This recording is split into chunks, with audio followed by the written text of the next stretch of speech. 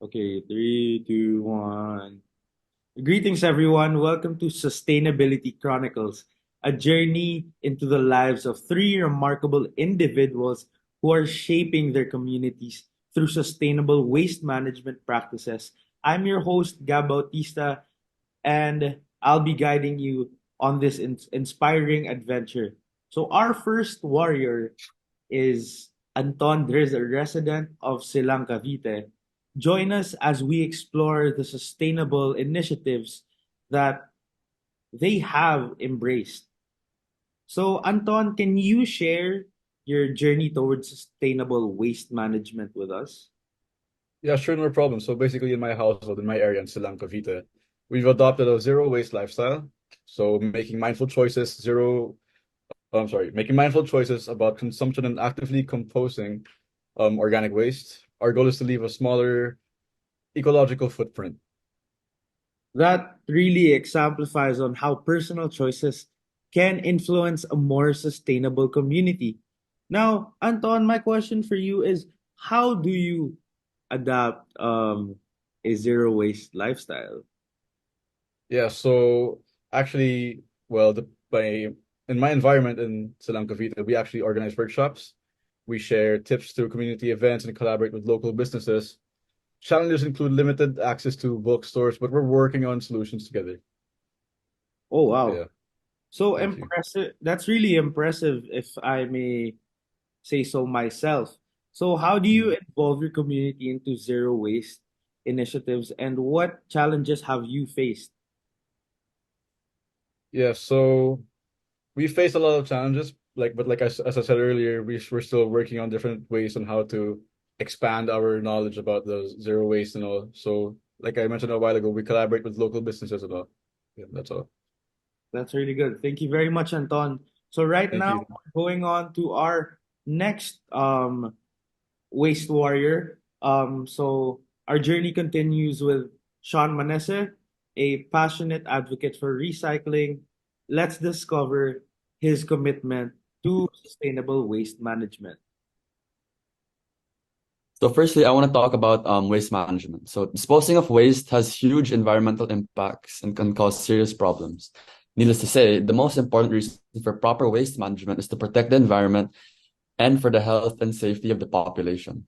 It is a very important topic that needs to be addressed, and everyone should be aware why waste segregation can be the difference between the survival of the earth and the worsening effects in the natural biological system.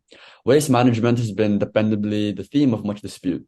Waste management involves the handling of waste materials from the time it is made to its disposal.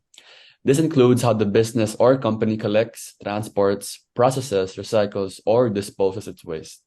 The general populace is increasing, and correspondingly, the amount of waste is expanding as well. If we view the statistics, we will see that there's a gigantic zone of waste disposal everywhere throughout the world.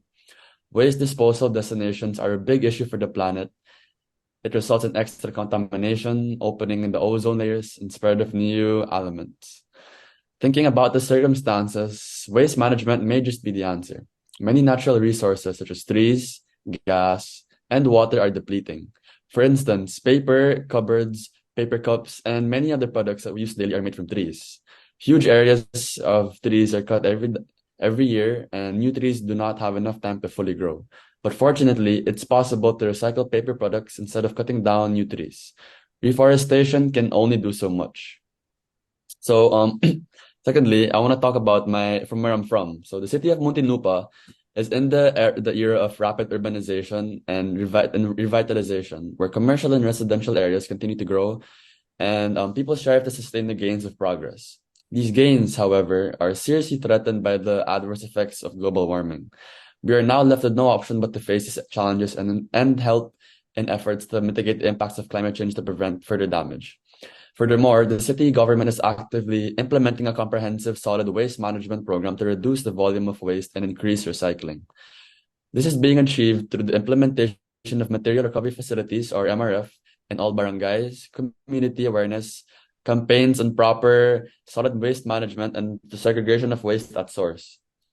The city government also conducts regular recyclables fairs to properly collect, process, and dispose of non-traditional recyclables such as electronic waste, which pose a significant hazard to be to both human health and the environment.